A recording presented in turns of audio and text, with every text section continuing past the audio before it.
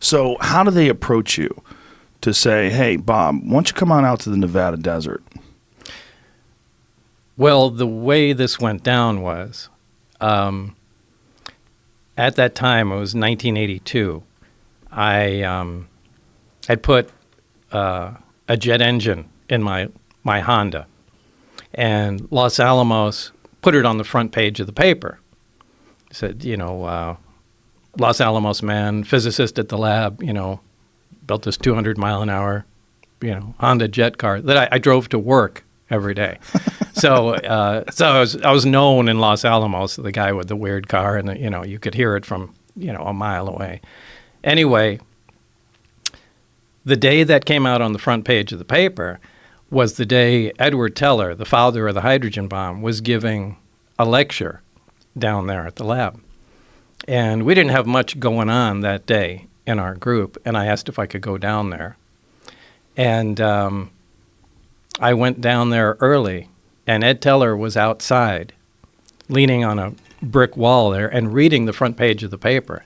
Now, this is a guy out of history, so I introduced myself. Hey, I'm the guy you're reading about there. And we talked for a little while, and it was cool.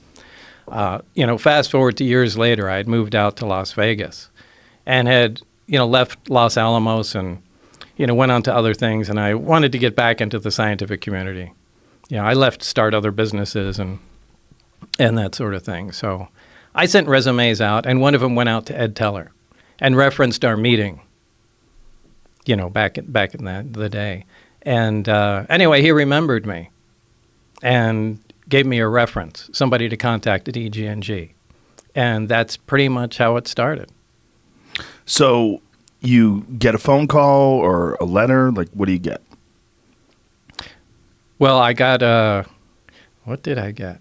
I got a letter initially and went down for an interview probably a couple times. And it was down at EG&G Special Projects, which was at McCarran Airport at that time out in Las Vegas. And did they give you any sort of job description of what you were applying for?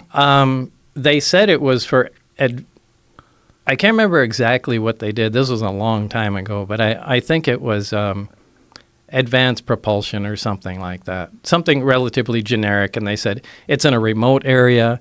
It's going to be some days on, some days off. And, it was kind of it was kind of not exactly a full-time job, but you might have to be out there for 2 weeks at a time and take 2 weeks off. So it was kind of the work schedule would be kind of broken up.